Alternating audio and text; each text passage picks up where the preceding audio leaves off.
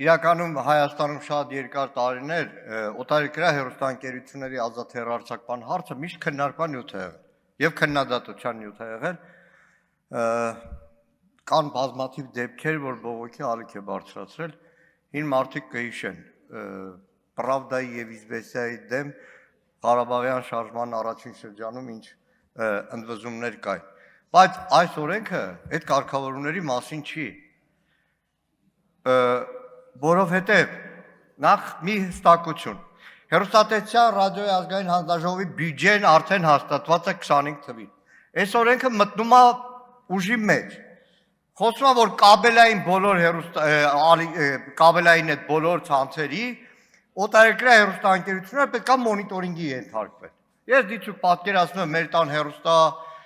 կաբելայինը որը հեռարձակում է գովաշան եմ այդին տասնյակներով քաղաքական լրատվական ալիքներ կան հիմա ինչ բյուջեի հիման վրա է ՀՌՀ-ն այդ անելու երբ որ բյուջեն հաստատվել է 26 թվի այդ մոնիտորինգի հսկայական համակարգը դեռ հաշվարկված չի եղել թե կառավարությունը ինչ որ գումար է տալու թե ՀՌՀ-ի վրա դրվելու է կոնկրետ երկրների կոնկրետ հեռուստաընկերությունները խոշորացուցի տակ պահել եւ ինչու է գալիս հատկապես նախընտրական շրջանում այս նախագիծը արդյոք չունենք լեգիտիմ իրավունք կասկածելու որ նախընտրական գործընթացներում Հայաստանում տեղի ունեցող ընտրական գործընթացները տարբեր օտար հեռուստաընկերություններում լուսաբանման յուրային եւ ոչ յուրային ցանկալի եւ ոչ ցանկալի